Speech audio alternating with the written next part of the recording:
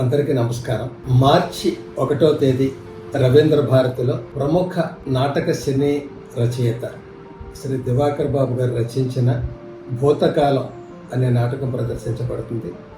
ఇది గోవాడ క్రియేషన్స్ వారు ప్రదర్శిస్తున్నారు. దర్శకత్వం వెంకట్ గోవాడ. చాలా పాపులర్ పర్సన్ ఆయన.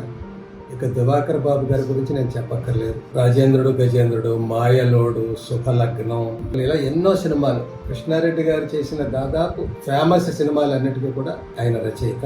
ఆయన నేపథ్యం పునాది నాటకరంగం నుంచి వచ్చారు. నాటకరంగంలో అంత సాధించి అంత గొప్ప గొప్ప సక్సెస్లు సాధించడం వల్లే ఆయన అన్ని గొప్ప సినిమాలకు రాయగలిగారు.